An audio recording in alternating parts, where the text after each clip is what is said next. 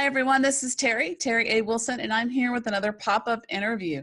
If you have seen one of my pop-up interviews before and you have returned, thank you very much. I solely, truly, 100% from the bottom of my toes appreciate you coming back. If this is your first time seeing a pop-up interview, thank you. Thank you for giving us a chance. I know that there's so many things right now, especially on social media, that are demanding our time. And so I appreciate you giving us a little bit of time. And you're going to really enjoy my speaker that I have today. And you're going to enjoy all the speakers because I only get good speakers.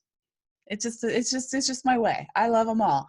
So the way this works, if you want to know more about pop-up interviews, the best way to do this is to click the bell down below and to subscribe to this channel, and also hit the thumbs up. It's all right there in a row. If you hit the bell, you'll get a notification every time I post a video interview. The interviews are random. And I do that because it's whatever works for me and whatever works for my speaker. And I like the idea of things just being kind of random. There is nothing scripted in this interview. There's nothing planned. It is very spontaneous, just two people who love books sitting down and talk. If you're interested in being in a pop-up interview, I am taking the month of June and July off, as a hiatus, and I will be back in August, but I can tell you I'm already booking for August. The best way to do that is you can either send me a message through YouTube, or you can go to my website, terriawilson.com, and hit the link that says pop-up interview. So I'm excited to introduce you to my speaker, my book friend here today, Kate Bateman. Hi, Kate. How are you? Hi, everybody. I'm good, thanks. Awesome. And why don't you start off with telling us a little bit about what you write and what you do with books? What I write? Okay, well, I write historical romance. I have mainly done Regency era stuff, which is very specific. That genre is very specific for traditional publishing. But I've also done some self-published stuff, which is a bit more out there. So I just did a Renaissance Italy set piece because I love the idea of all the Borgias and you can kill people off and things like that. So I have a lot of fun. There's a lot of humor in my books, a lot of snark. I like enemies to lovers, best friend's little sister. I love trope-tastic books, and I started writing because it was what I read. I loved reading historical romance. My background is in history. And anyone from the UK who knows me from the TV in England will know that I used to be one of the on-screen experts for some antique shows in the UK, because I used to have an auction house, and I'm an antiques appraiser and fine art expert. And so history was always my segue. My joy was reading historical romance while I was doing all of that. And then when I moved to the States, I sort of moved into writing it because I moved away from the antique stuff. So it was a natural progression for me to go from reading into writing historicals. I don't think I've interviewed anybody with that kind of a segue into writing. That's awesome. Real quick question. Can you clarify for me the time period of the Regency era?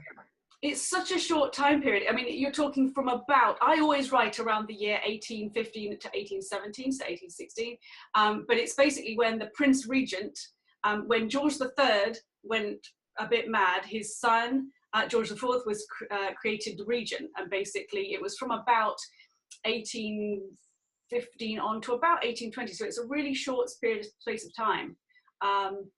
But for some reason it's caught everyone's imagination. It's what you think of as, that Pride and Prejudice era.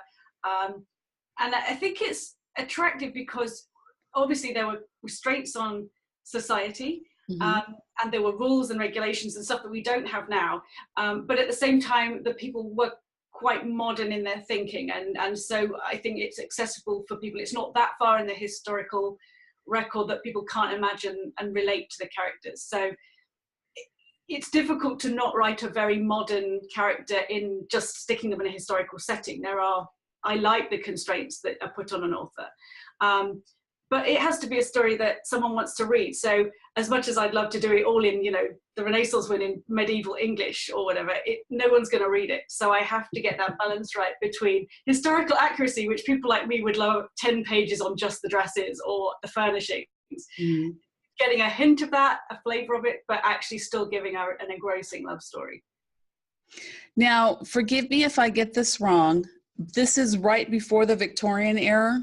Yes. So Prince Regent George IV ends up being the king when his father George III dies, ends up being the king. There's a very brief period of time where we have a tiny monarch that no one remembers, who was William IV, in between George IV and Victoria. But then it's Victoria, and Victoria is this enormous long reign that goes all the way up to 1901. So yeah, it's a great period of history. It's really fun to write in. I really enjoy it. But occasionally I get a bit crazy, so I'm not interested in just, ballrooms and, country house set things. I like to give my heroines are girls with cool skills. So they are code breakers or, spies or, counterfeiters or whatever. So I tend to put them in slightly weird situations, like in the middle of France or in the middle of Spain in the Peninsular War or something like that. That adds, they're situations that add so much conflict and drama anyway because of the big real life events, that then you can have a lot of external events going on in your book. But awesome.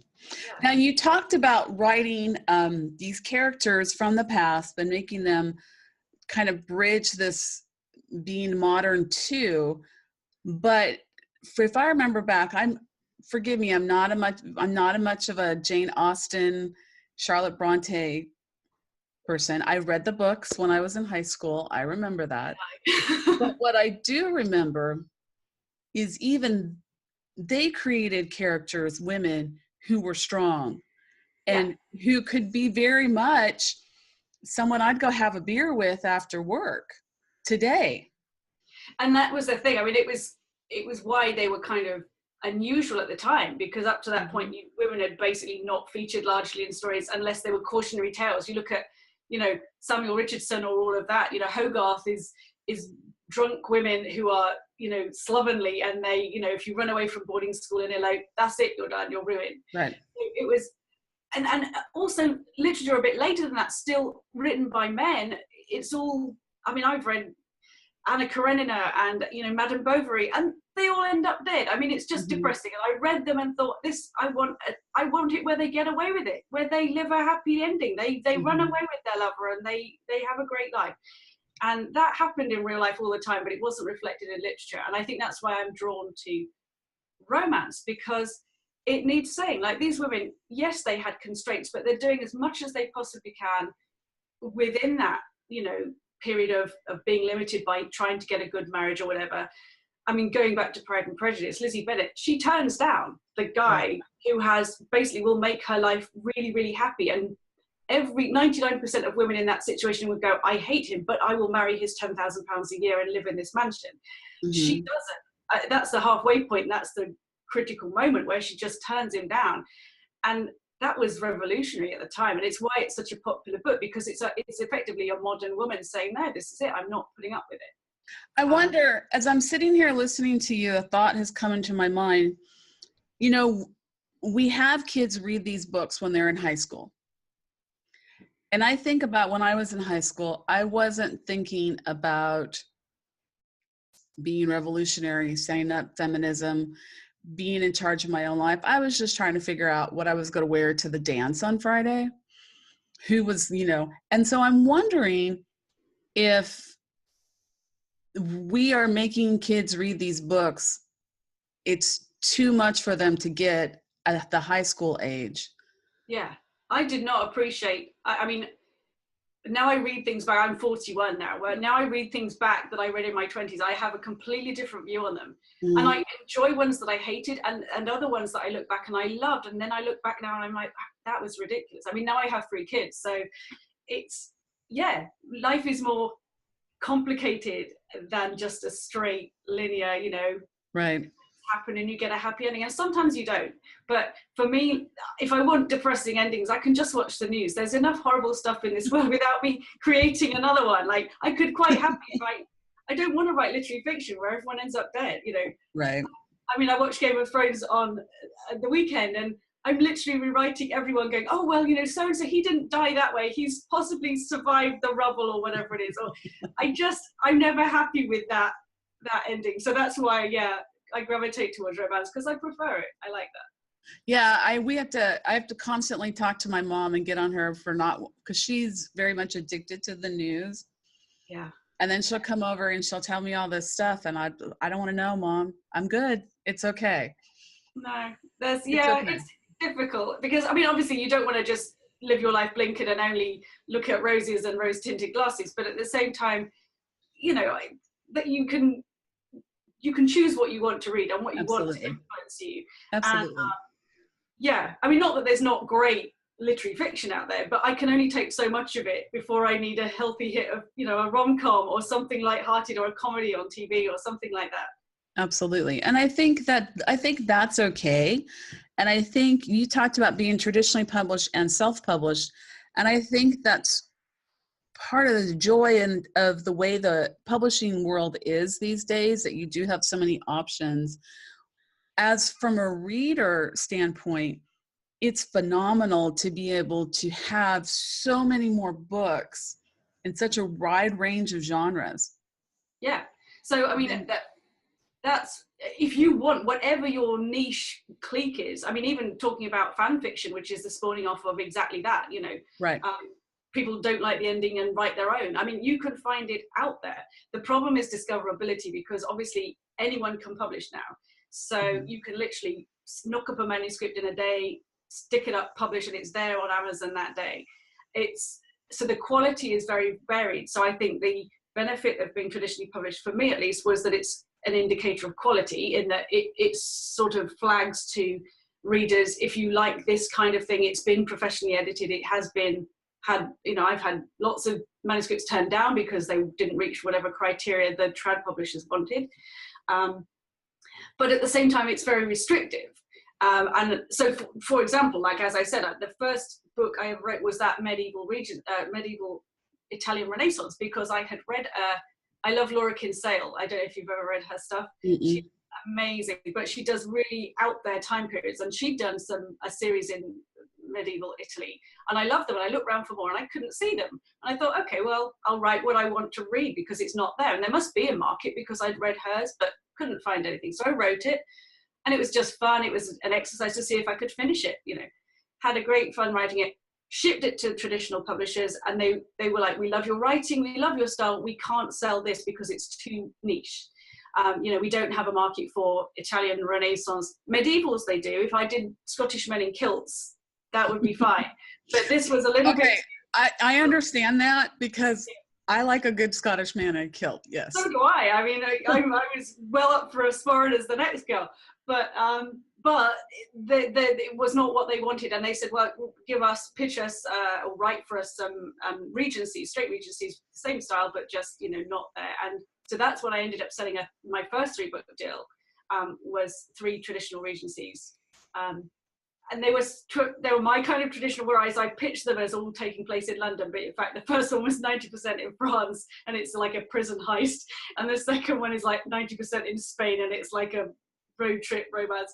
So I sneaked in a bit of subversiveness. But the irony was that that the Renaissance one is called The Devil to Pay. I self-published. Last year, just thought, it's a manuscript, it's out there, it's well written, I'm just going to put it up, self-pub it, did no marketing, nothing, and entered it, and it's actually a finalist in the Ritas for this year for historical romance, which is ridiculous.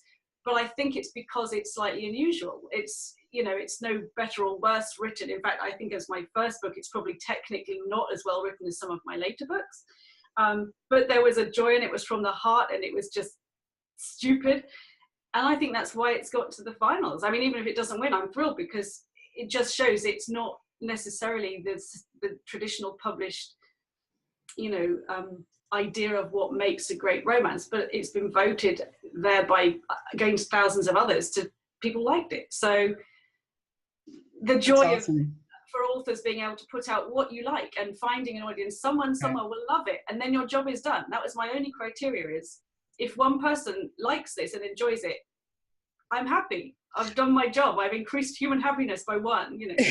In my previous life, I was a high school teacher, English, of all things. And I remember there was always a huge debate amongst us teachers about what kids were reading. And when it came to free reading, you know, I would allow a kid to bring a magazine in, and I would allow them to read a magazine. I would allow them to read a comic book. Now, obviously, when it came time to do assignments, we had to do what the state told us to do, which was primarily dictated based on what was in the textbooks. But I think this idea, like what you said, is that there's the opportunity to reach all readers. I think we will read more. Yeah. And I think that's part of what, we're all clamoring for stories. We want stories. Somehow it helps us to make sense of the world around us. Oh, it's a basic. So, I mean, I do a talk. Obviously, I do various antiques roadshows and talks about being an author as well. And I tie in the idea of history and story. And up till literally several hundred years ago, there was no differentiation between history and like fiction. It was the idea history is just made up by the people who win. So, and so the idea that there aren't any new stories. I literally pulled up a list of the translation of graffiti on the walls of Pompeii, which they have uncovered. And I give them to the class and I say, we're going to look for the tropes. And it's so basic. It's like literally there are things like, I love Sextus, but Sextus loves, Attila. And it's literally, there you go, love triangle. I mean, there are no new stories. People's preoccupations about relationships and romance and love and problems, they're exactly the same, and it's 2,000 years later. So there are no new stories. It's just finding a way to make it accessible to somebody, to give it an enjoyable spin that they relate to. Mm-hmm. My favorite bit was, which makes me laugh every time I think about it, is it's on what must have been a toilet or something in what was probably a restaurant, and there's a girl has scratched in it, and it just says, I am having dinner with a barbarian. And I don't know if that's literal or whether that's just a description of the guy, but the fact is that's the equivalent now of a girl going into the bathroom and texting her friend and saying, save me, this is a terrible Tinder date. I mean, it's the same thing, right? So it's the same, like, it is story. And as an auctioneer, I appreciate the value, we call it provenance, the story behind an item will add value to something. Because if it's just a ring, it's worth the gold and the diamond and whatever. But if it's the ring Napoleon gave to Josephine, it's worth more than the sum of its parts. It's that story makes it worth 100 times more, because people are attracted to that story, the romance, the history of it. So that's my thing about how important stories are, fiction or non-fiction. It's just the thing, So we're talking a lot about romance, and I actually probably interview more romance authors than any other genre that's out there. Yeah. And what I'm finding is, well, let me ask you this question first. When people come up to you and they say, oh, so you're an author, and you're like, yes, I'm an author, I write romance, what is their first response? Oh, cool. Like, most people haven't ever met an author, and I think they don't really quite understand what it is we do, which is gaze into space a lot and chain ourselves to chairs in front of computers. But there's always, I mean, especially romance, we're still denigrated in the sense of, oh, you don't write proper books, Right. There's that Pulp Fiction feel to it. There's also so many times like, oh, is it your husband? Are you on the cover? Is that your husband you're writing about? Now, if you'd met my husband, much as I love him, you could see that I have a great imagination, because what happens to my books, I mean, no one goes up to Stephen King and says, oh, have you killed all those people? Mm-hmm. In that way. Whereas they go up to romance authors like, oh, have you tried all those sexies? Have you tried them all out? It's like, no. I mean, some of them maybe, but that's a different interview. That's the After Dark interview. But no, it's still a very odd genre to be in, and considering the power of it. I mean, it's a $1.3 billion industry, which is ridiculous. It's what basically keeps the rest of publishing afloat. It's still absolutely marginalized, and people think, oh, they're not proper books. I mean, I don't know. It's a strange thing. It's a strange thing, and I'm constantly having to defend it, because like romance on TV is perfectly acceptable for whatever reason. Light-hearted shows that are, rom-coms or comedies, no one says, oh, that's a strange genre, whereas for some reason romance is still in that, trashy covers and, clinch covers and things like that. It's got a bad rep. Well, even with some of those, let's go back to those trashy covers a second. My grandma was a die-hard Harlequin romance readers. Like back with the bodice ripper covers and Love those. I've got a few up here. I save them when I find them in junk shelves. And Barbara Cartland, I think, was one that she would always read. That's a name that always stands out for me. But my grandma was isolated. She was too, I think back and looking back now, what I know, she's passed away a long time ago, but I think looking back now, I think she might have had some agoraphobic type issues and some anxiety issues because she stayed home all the time.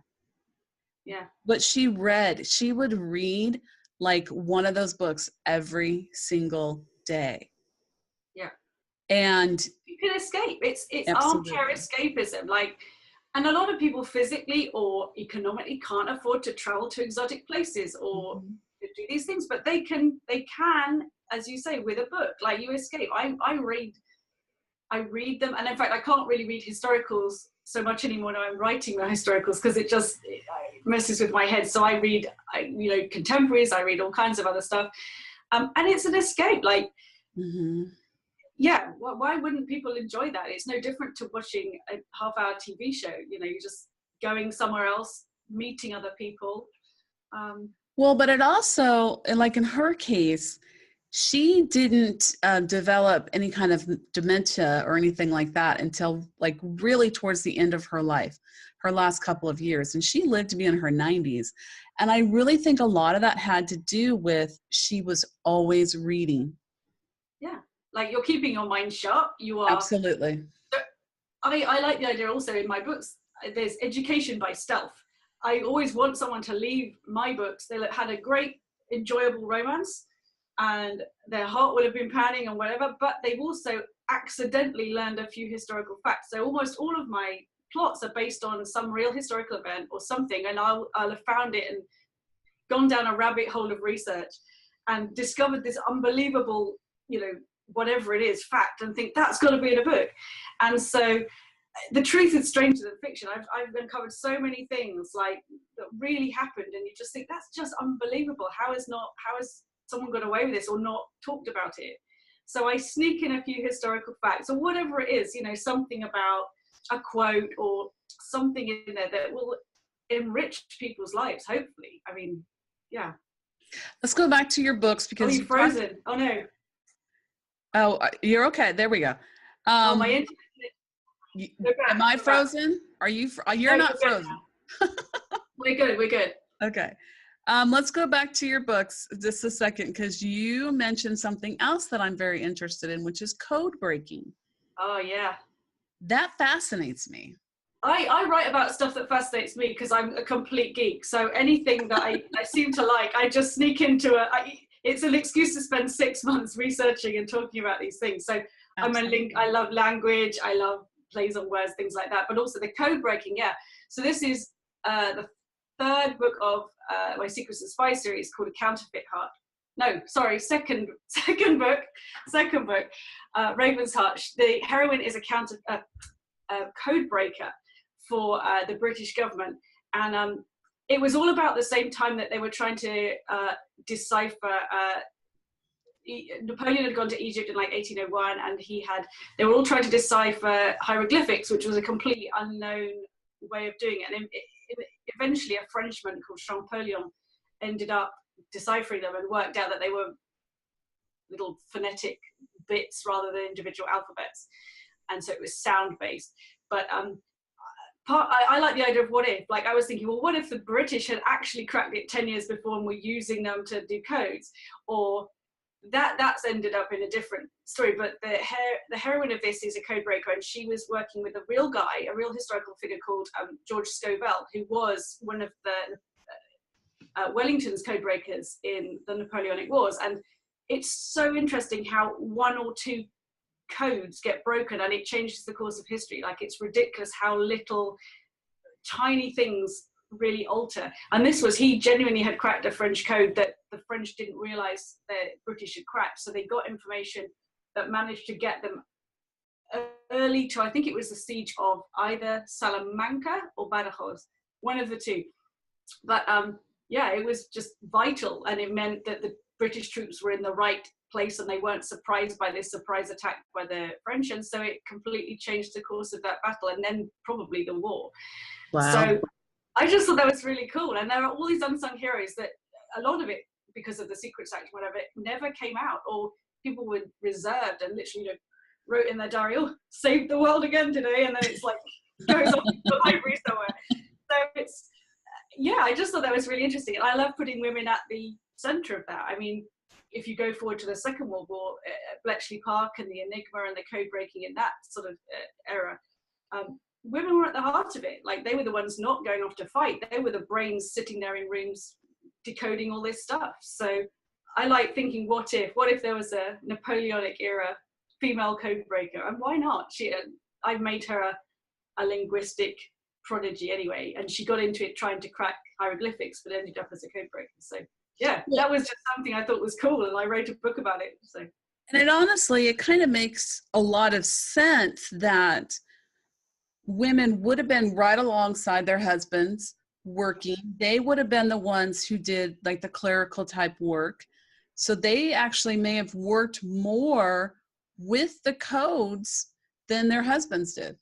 Yeah. Oh, in this case, the hero, the love interest, the hero is a spy. He's working for the British government, so he's nothing to do with it. She's the one that's done all the work. I mean, she's the one that he has to protect her basically, and to do so, he has to schlep her along to Spain because that's where he's going, and he can't let her leave his side, and she obviously doesn't want to go.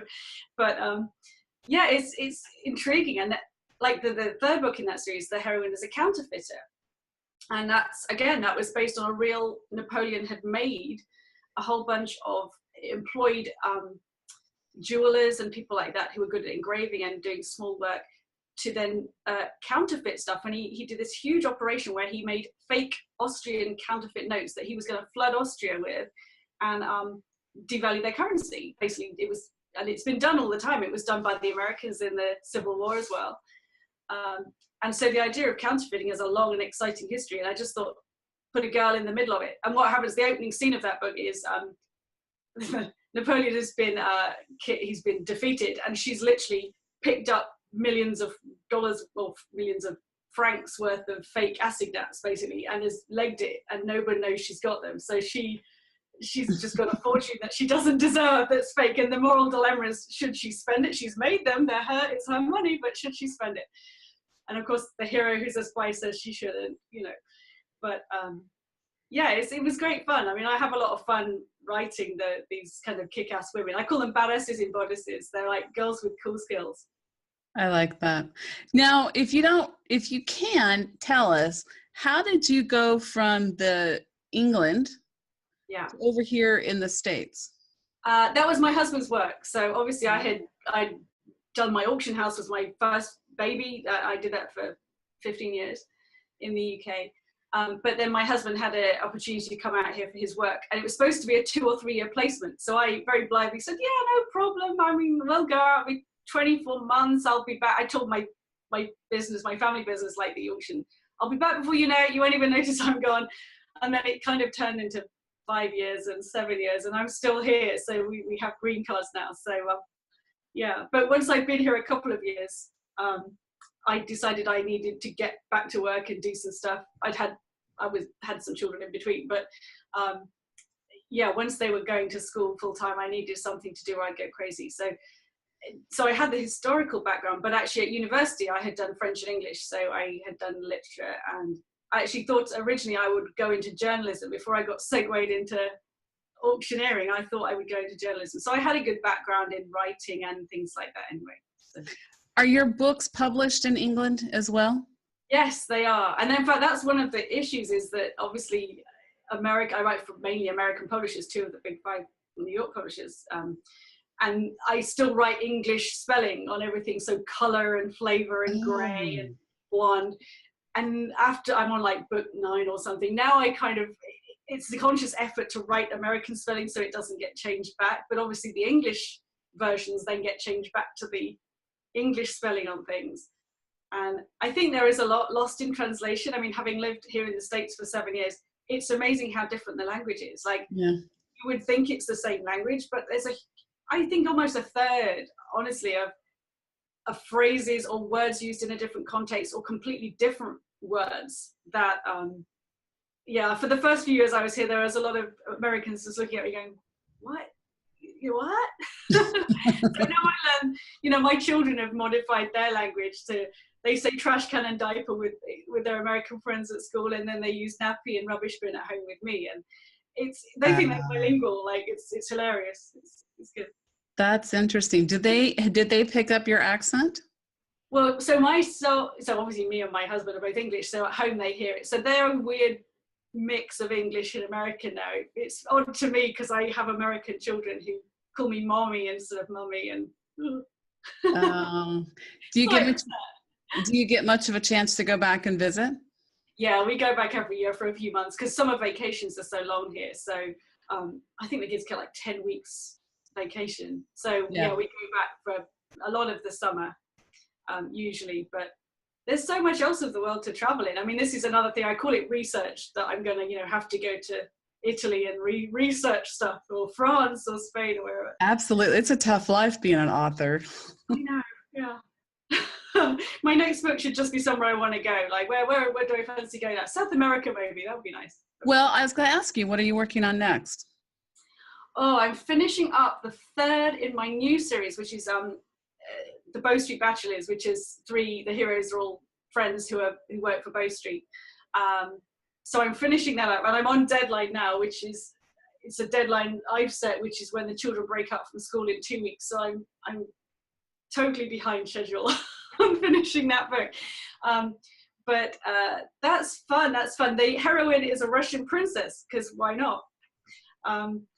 So yeah, she's a Russian princess who's faked her own death, and the hero is a Bow Street runner who is she's hiding. She's gone incognito in London, and yeah, they clash basically. So I just think I think of these ridiculous situations and think, oh, I'm just going to put that into a book and see what happens. So. And you know what? You can make anything happen. Yeah, I can do what I like. I can kill anyone off. So that interested me because I got into, my own grandma was Russian, and she told me a story about how she was escaping, actually it was the Russian Revolution, and she threw her jewels, her diamonds, out of a train window to get rid of them because they were all being searched. And I thought, oh my God, some farmer has literally gone in the middle of wherever it was, found this bag full of diamonds. And I just love the idea of this a Russian princess. And so I translated that to just after Waterloo, and she's in Paris, and she just basically smashes up a tiara, swallows the diamonds because she's got to get and runs away to England. So I just thought that was a great opening of a book. I had nothing else at that point. When I pitched it to I was like, that's it. She swallows the diamonds and she runs to England and she fakes her own death. I'll make it into a book. And they're like, okay, we trust you, go. So that's nice. That's nice to have when you can go and do stupid stuff like that, and people pay you for it, which is I know. I know. Awesome.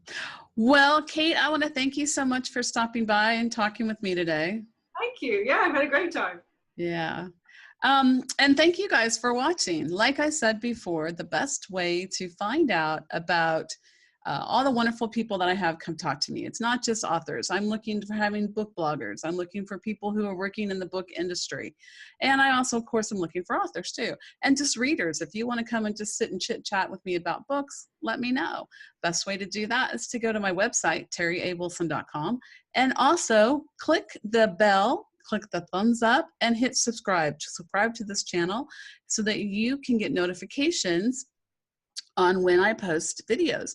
Down below in the description, I will have all of Kate's hyperlinks so you can stalk her and you can just love on her, and you can just go buy all her books, because let me tell you, I think I might head on over there after this. So Kate, thank you so much. You have a great day. Thanks a lot. Bye, everyone. And thank you, everybody. Have a great day.